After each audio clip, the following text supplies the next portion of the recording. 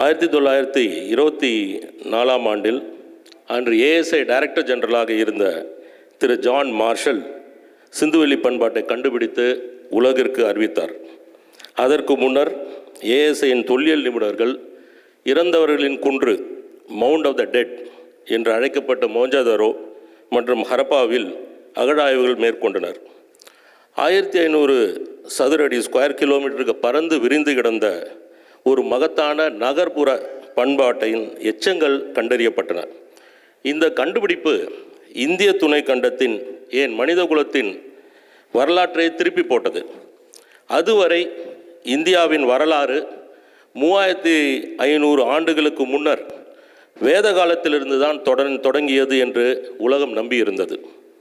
ஆனால் 5000 ஆண்டுகளுக்கு முன்னர் ஒரு உயர்ந்த நகர்ப்புற பண்பாடு, சொஃபிஸ்டிகேட்டட் அர்பன் சிவிலைசேஷன் இருந்ததை திரு ஜான் மார்ஷலின் கண்டுபிடிப்பு வெளிச்சத்துக்கு கொண்டு வந்தது. இந்த பண்பாட்டின் சொந்தக்காரர்கள் யார்? இவர்கள் என்ன மொழி பேசினார்கள்? எப்படி இந்த மகத்தான பண்பாடு எப்படி அழிந்தது? இந்த கேள்விகளுக்கெல்லாம் கடந்த 100 ஆண்டுகளாக பல்துறை ஆய்வுகள் மூலம் அறிஞர் பெருமக்கள் மெல்ல மெல்ல விடை அளித்து வருகிறார்கள். இந்த காணொலியில் காட்டியது போல சர் ஜான் மார்ஷலில் தொடங்கி பல்வேறு அறிஞர்கள் இது திராவிட பண்பாடு என்று தரவுகள் அடிப்படையில் தெரிவித்துள்ளார்கள். திரு பாலகிருஷ்ணன் அவர்களும் ஊர் பெயர்களை ஆய்வு செய்து நம்மளுடைய சங்க இலக்கியங்களில் உள்ள தரவுகளை கொண்டு அவர் இது திராவிட பண்பாடு, தமிழர் பண்பாடு என்று கூறியிருக்கிறார்.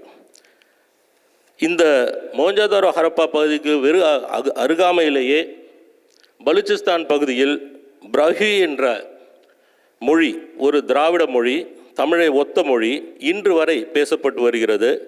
அது இதற்கு ஒரு மிக சிறந்த ஒரு சான்றாக இருக்கிறது.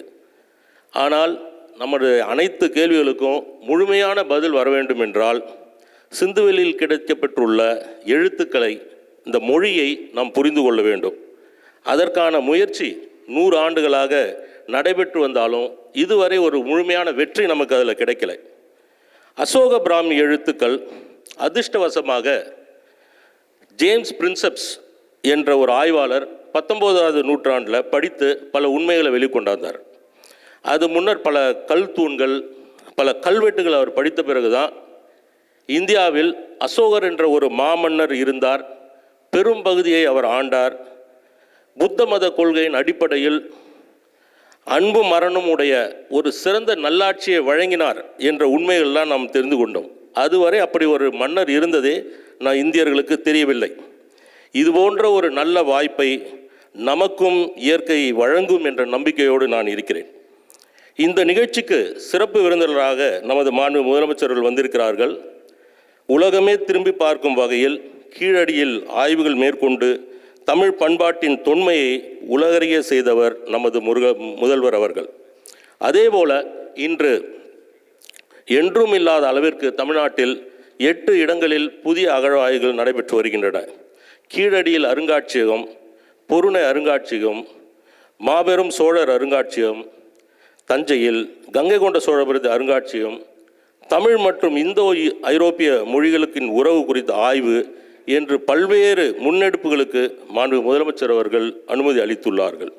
இப்பணிகள் நிறைவடையும் போது தமிழர் பண்பாட்டின் தொன்மையும், தமிழ் மொழி திராவிட மொழிகளுக்கு தாய், ஆரிய மொழிகளுக்கு மூலம், உலகத்தின் முதல் மொழி என்ற உண்மையை அறிவியல் பூர்வமாக தக்க ஆதாரங்களுடன் நாம் உலகறிய செய்வோம். No force on earth can stop an idea whose time has come என்று விக்டர் யுகோ கூறினார். அதுபோன்ற நேரம் வந்துவிட்டது. இனி வரும் காலம் தமிழின் காலம், தமிழர்களின் காலம். தமிழின் தொன்மையையும் தமிழர் பண்பாட்டின் மேன்மையையும் இனி யாரும் மறுக்க முடியாது, மறைக்க முடியாது. இந்த கருத்தரங்கு இந்த முன்னெடுப்புகளுக்கெல்லாம் வலு சேர்க்கும் என்று நினைக்கிறேன். இந்த ஏற்பாடுகள் செய்த அனைவருக்கும் நன்றி கூறி விடைபெறுகிறேன். நன்றி, வணக்கம்.